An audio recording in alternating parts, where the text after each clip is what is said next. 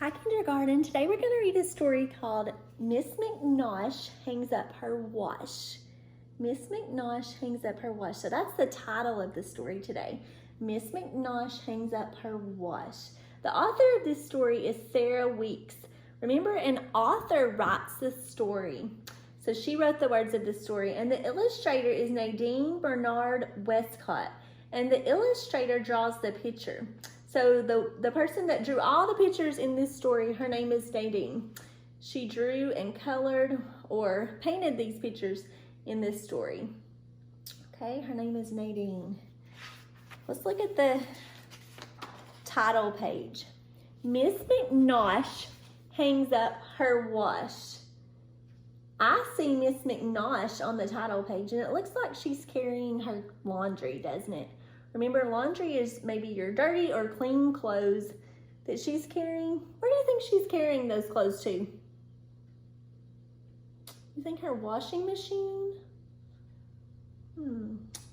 Let's see if you're right. Miss McNosh hangs up her wash.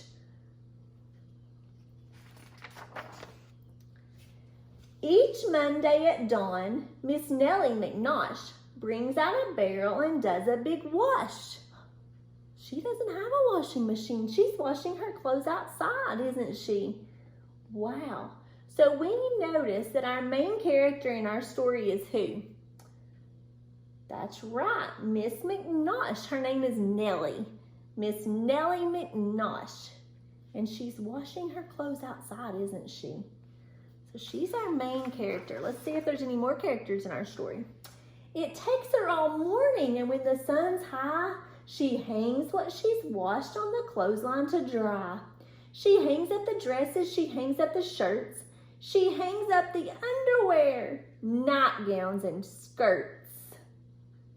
She's hanging all her clothes on her clothesline to dry, isn't she? It's a sunny day, so the clothes can dry. She hangs up the stockings, she hangs up the shoes, she wrings out the paper and hangs up the news. She's hanging up the newspaper. That's kind of funny, isn't it? Where is this story taking place at? Remember, we talked about where the story takes place at is called the setting. So where's the setting of this story at? Is she in a big city? No, she's not in a big city. Where is she at? Is she in her kitchen? No. Is she in her bedroom?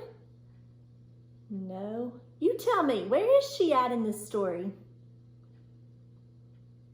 That's right. It looks like she's in her yard, probably her backyard, doesn't it? That's exactly right. But this is the funny part of the story. She's hanging up the newspaper. Is that something you would normally hang on a clothesline? It's not, is it? So that is a funny part of the story. She hangs up the dog and is dishing his bone. She gets a wrong number and hangs up the phone. Wow. The dog, the dish, the bone, the phone. Are those things you would hang on the clothesline? Oh, kindergarten friends, this is such a funny story, isn't it? She hangs up a hat and an old wedding gown and two sleepy bats, which she hangs upside down. She hangs up a lamp and a large Christmas wreath and Grandpa McNosh's removable teeth. She's hung up Grandpa's teeth on the clothesline, hasn't she? Wow. She hangs up a kite by the tip of its tail. The postman arrives and she hangs up the mail. Why do you think the mailman's running away? Do you think he's happy? Probably not. Do you think he's mad? How do you think the mailman feels right now? I think he's a little scared, don't you? Because Miss McNosh is hanging up crazy stuff on her line, isn't she? She hangs till she's hung every last thing in sight, including the turkey she's roasting that night. Each Monday by dusk, Miss Nellie McNosh has finally hung up the last of her wash. She takes off her apron and lets down her hair, then hangs herself up. In a comfortable chair. What does Miss McNosh do at the end of the story? That's right. She hung herself up, didn't she? On the clothesline, just to relax. Now, is this a story? This story is really funny, isn't it? It's just a funny story. So the authors wrote this just to be funny, to make us laugh. So when you're at home today, I want you to write about what part of the story that you thought was the funniest. What was the funniest thing Miss McNosh hung on her clothesline? And I want you to try to write about that today at home. And draw a picture of that. See if you can be the author and the illustrator of what you're writing today.